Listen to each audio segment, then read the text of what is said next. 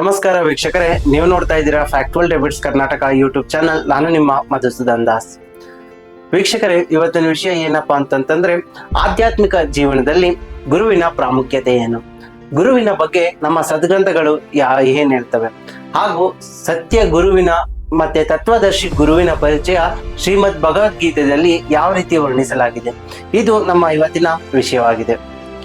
ಹಾಗಿದ್ರೆ ವೀಕ್ಷಕರೇ, ವಿಷಯದಲ್ಲಿ ಮುಂದುವರಿಯುವಂತ ಮುಂಚೆ ನೀವು ನಮ್ಮ ಯೂಟ್ಯೂಬ್ ಚಾನೆಲ್ನ ಇನ್ನೂ ಸಬ್ಸ್ಕ್ರೈಬ್ ಮಾಡ್ಕೊಂಡಿಲ್ಲ ಅಂತಂದ್ರೆ ಸಬ್ಸ್ಕ್ರೈಬ್ ಮಾಡ್ಕೊಳ್ಳಿ, ಬೆಲ್ ಐಕಾನ್ ಒತ್ತಿ ಆಲ್ ಅಂತ ಸೆಲೆಕ್ಟ್ ಮಾಡ್ಕೊಳ್ಳಿ. ಬನ್ನಿ ವೀಕ್ಷಕರೇ, ಆಗಿದ್ರೆ ವಿಷಯದಲ್ಲಿ ಮುಂದುವರಿಯೋಣ. ವೀಕ್ಷಕರೇ, ಪ್ರತಿಯೊಬ್ಬರಿಗೂ ಚಿಕ್ಕ ವಯಸ್ಸಿಂದ ಒಂದು ಮಂತ್ರನ ಹೇಳ್ಕೊಡ್ತಾರೆ. ಏನು? ಗುರುರ್ ಬ್ರಹ್ಮ ಗುರುರ್ ವಿಷ್ಣು ಗುರುರ್ ದೇವೋ ಮಹೇಶ್ವರ ಗುರು ಸಾಕ್ಷಾತ್ ಪರಬ್ರಹ್ಮ ತಸ್ಮೈ ಶ್ರೀ ಗುರವೇ ನಮಃ. ಈ ಮಂತ್ರದ ಅರ್ಥ ಏನಪ್ಪಾ ಅಂತಂತಂದ್ರೆ, ಗುರುವನ್ನ ನಾವು ಬ್ರಹ್ಮ ವಿಷ್ಣು ಶಿವ ಮತ್ತೆ ಇವರು ಎಲ್ಲರ ಮೇಲಿರುವಂತಹ ಪರಬ್ರಹ್ಮನ ಸ್ವರೂಪವಾಗಿ ನಾವು ಕಾಣಬೇಕು, ಮತ್ತೆ ಗುರುವಿನ ಆಜ್ಞೆಯನ್ನ ಪಾಲನೆ ಮಾಡಬೇಕು, ಮತ್ತೆ ಗುರು ಯಾವ ಮಾರ್ಗದಲ್ಲಿ ನಮ್ಮನ್ನ ಕರ್ಕೊಂಡು ಹೋಗ್ತಾರೋ ಆ ಮಾರ್ಗದಲ್ಲಿ ನಡಿಬೇಕು ಅನ್ನೋದು ಈ ಒಂದು ಮಂತ್ರದ ಅರ್ಥ. ಈ ಒಂದು ಮಂತ್ರದಲ್ಲೇ ನಮಗೆ ಎಷ್ಟೋ ಆಧ್ಯಾತ್ಮಿಕ ಪ್ರಶ್ನೆಗಳು ಮೂಡ್ತವೆ ವೀಕ್ಷಕರೇ. ಏನಪ್ಪಾ ಅಂತಂದ್ರೆ, ಗುರು ಬ್ರಹ್ಮ ವಿಷ್ಣು ಶಿವ ಇವುಗಳ ಸಮಾನವಾಗಿದ್ದಾಗ ನಾವು ಗುರುವಿನ ಬಿಟ್ಟು ಬೇರೆ ಕಾರ್ಯಗಳನ್ನೆಲ್ಲ ಮಾಡ್ತಾ ಇದೀವಿ. ಸೊ ಇವುಗಳಿಂದ ನಮ್ಗೆ ಏನ್ ಫಲ ಸಿಗ್ತಾ ಇದೆ? ಮತ್ತೆ ಇನ್ನೊಂದು ವೀಕ್ಷಕರೇ, ಇಲ್ಲಿ ಬ್ರಹ್ಮ ವಿಷ್ಣು ಶಿವ ಇವರನ್ನ ಬಿಟ್ಟು ಪರಬ್ರಹ್ಮ ಬಗ್ಗೆ ತಿಳಿಸಲಾಗಿದೆ. ಹಾಗಾದ್ರೆ ಆ ಪರಬ್ರಹ್ಮ ಯಾರು? ಆ ಪರಬ್ರಹ್ಮವನ್ನ ತಲುಪುವಂತ ವಿಧಿ ಏನು?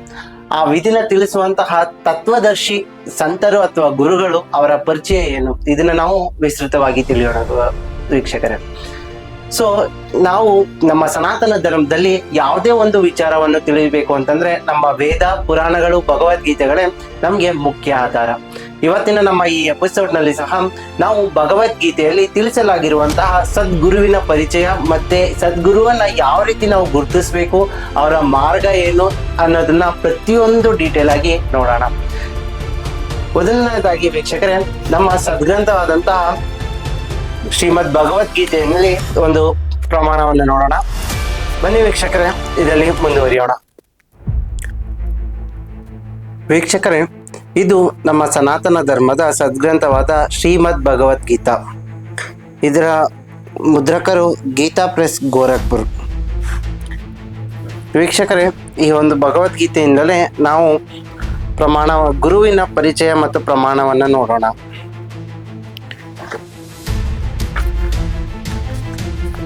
ಇದು ನೋಡಿ, ಶ್ರೀಮದ್ ಭಗವದ್ಗೀತೆ ಅಧ್ಯಾಯ 4, ಮಂತ್ರ ಸಂಖ್ಯೆ 34. ಇದರಲ್ಲಿ ಏನು ಹೇಳಿದೆ ಅಂದರೆ,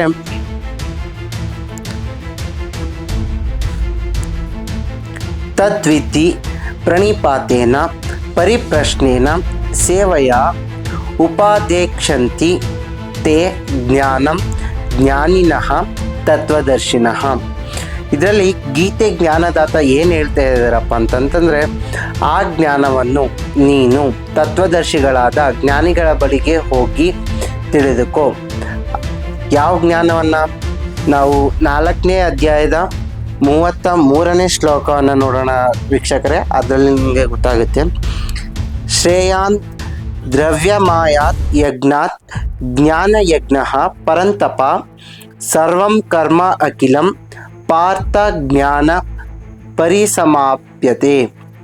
ಏನು ಹೇಳ್ತಾ ಇದ್ದಾರೆ ಇದರಲ್ಲಿ ಗೀತೆ ಜ್ಞಾನದಾತರು? ಹೇ ಪರಂತಪ ಅರ್ಜುನನೇ, ದ್ರವ್ಯಮಯವಾದ ಯಜ್ಞಕ್ಕಿಂತಲೂ ಜ್ಞಾನ ಯಜ್ಞವು ಅತ್ಯಂತ ಶ್ರೇಷ್ಠವಾಗಿದೆ. ಯಾವನ್ ಮಾತ್ರ ಎಲ್ಲ ಸಂಪೂರ್ಣವಾದ ಕರ್ಮಗಳು ಜ್ಞಾನದಲ್ಲಿ ಸಮಾಪ್ತಿಯಾಗುತ್ತವೆ. ಆ ಜ್ಞಾನವನ್ನು ಅಂದರೆ ಯಾವ ಜ್ಞಾನ ಯಜ್ಞಕ್ಕಿಂತ ಶ್ರೇಷ್ಠವಾಗಿದೆಯೋ ಆ ಜ್ಞಾನವನ್ನು ನೀನು ತತ್ವದರ್ಶಿಗಳಾದ ಜ್ಞಾನಿಗಳ ಬಳಿಗೆ ಹೋಗಿ ತಿಳಿದುಕೊ. ಅವರಿಗೆ ಚೆನ್ನಾಗಿ ಶ್ರದ್ಧೆಯಿಂದ ದಂಡವತ್ ಪ್ರಣಾಮ ಮಾಡುವುದರಿಂದ, ಅವರ ಸೇವೆ ಮಾಡುವುದರಿಂದ ಮತ್ತು ಕಪಟವನ್ನು ಬಿಟ್ಟು ಸರಳತಾಪೂರ್ವಕವಾಗಿ ಪ್ರಶ್ನೆ ಮಾಡುವುದರಿಂದ ಪರಮಾತ್ಮ ತತ್ವವನ್ನು ಚೆನ್ನಾಗಿ ತಿಳಿದಿರುವ ಆ ಜ್ಞಾನಿಗಳು ಮಹಾತ್ಮರು ನಿನಗೆ ತತ್ವಜ್ಞಾನದ ಉಪದೇಶವನ್ನು ಮಾಡುವರು. ಅಲ್ಲಿಗೆ ವೀಕ್ಷಕರೇ, ಗೀತಾ ಜ್ಞಾನದಾತ ಯಾರಿದ್ದಾರೆ ಅವರು ಸಹ ಸಂಪೂರ್ಣ ಆಧ್ಯಾತ್ಮಿಕ ಜ್ಞಾನವನ್ನು ತಿಳಿದುಕೊಳ್ಳಕ್ಕೆ ತತ್ವದರ್ಶಿ ಸಂತರ ಒಂದು ಹುಡುಕಾಟವನ್ನ ಮಾಡು. ಅವರ ಹತ್ರ ನೀನು ಹೋಗಿ ಅವ್ರಿಗೆ ದಂಡವತ್ ನಮಸ್ಕಾರ ಮಾಡಿ ನಿನ್ನಲ್ಲಿರುವ ಕಪಟವನ್ನ ಬಿಟ್ಟು ಅವ್ರಿಗೆ ನಮಸ್ಕಾರ ಮಾಡಿ ವಿನಯ ಪೂರ್ವಕವಾಗಿ ಅವ್ರನ್ನ ಪ್ರಶ್ನೆ ಕೇಳೋದ್ರಿಂದ ಅವರು ನಿನಗೆ ತತ್ವಜ್ಞಾನದ ಉಪದೇಶವನ್ನ ಮಾಡ್ತಾರೆ ಅಂತ ಇದರಲ್ಲಿ ತಿಳಿಸಲಾಗಿದೆ. ವೀಕ್ಷಕರೇ, ಇದೇ ಶ್ರೀಮದ್ ಭಗವದ್ಗೀತೆಯ ಅಧ್ಯಾಯ 15 ಮಂತ್ರ 1ರಿಂದ 4ರವರೆಗೆ ಆ ತತ್ವದರ್ಶಿ ಸಂತರ ಪರಿಚಯವನ್ನು ಸಹ ನೀಡಲಾಗಿದೆ. ಶ್ರೀಮದ್ ಭಗವದ್ಗೀತೆ ಗೀತಾ ಪ್ರೆಸ್ ಗೋರಖ್ಪುರದಿಂದ ಮುದ್ರಿತವಾಗಿರುವಂಥದ್ದು. 15ನೇ ಅಧ್ಯಾಯ ಅಥ ಪಂಚದಶೋಧ್ಯಾಯ. 15ನೇ ಅಧ್ಯಾಯದ ಮೊದಲನೇ ಒಂದು ಮಂತ್ರದಲ್ಲಿ ನೋಡೋಣ. ಶ್ರೀ ಭಗವಾನು ವಾಚ ಅಂದರೆ ಗೀತಾ ಜ್ಞಾನದಾತೆ. ಊರ್ಧ್ವ ಮೂಲಂ ಅಧಾ ಶಾಖಂ ಅಶ್ವತ್ಥಂ ಪ್ರಾಹು ಅವ್ಯಯಂ ಛಂದಾಂಸಿ ಯಸ್ಯ ಪ್ರಣಾನಿ ಯಾ ತಂ ವೇದ ಸಹ ವೇದವಿತ್. ಇದರಲ್ಲಿ ಏನು ಹೇಳ್ತಾ ಇದ್ದಾರೆ ಅಂತಂದರೆ, ಆದಿಪುರುಷ ಪರಮೇಶ್ವರನು ಯಾವುದರ ಬೇರು ಆಗಿದೆಯೋ ಬ್ರಹ್ಮದೇವರು ಅದರ ಮುಖ್ಯ ಕೊಂಬೆ ಆಗಿದ್ದಾರೆ. ಆ ಜಗದ್ರೂಪಿ ಅಶ್ವತ್ಥ ವೃಕ್ಷವನ್ನು ಅವಿನಾಶಿ ಎಂದು ಹೇಳುತ್ತಾರೆ. ಹಾಗೂ ವೇದಗಳು ಯಾವ ಮರದ ಎಲೆಗಳು ಎಂದು ಹೇಳಲ್ಪಟ್ಟಿದೆಯೋ ಆ ಜಗದ್ರೂಪಿ ಅಶ್ವತ್ಥ ವೃಕ್ಷವನ್ನು ಯಾರು ತತ್ವದಿಂದ ತಿಳಿಯುತ್ತಾನೋ ಅವನು ವೇದಗಳ ತಾತ್ಪರ್ಯವನ್ನು ತಿಳಿದವನಾಗಿದ್ದಾನೆ. 15 ಇದರಲ್ಲಿ ಏನು ಹೇಳ್ತಾ ಇದ್ದಾರಪ್ಪ ಅಂತಂತಂದರೆ, ಅರ್ಜುನನಿಗೆ ಗೀತಾ ಜ್ಞಾನದಾತ ಹೇಳ್ತಾ ಇದ್ದಾನೆ, ಈ ಪ್ರಪಂಚ ಅನ್ನೋದು ಒಂದು ಉಲ್ಟಾ ನೇತಾಡ್ತಿರುವಂತಹ ಅಶ್ವತ್ಥ ವೃಕ್ಷದ ರೀತಿ ಇದೆ.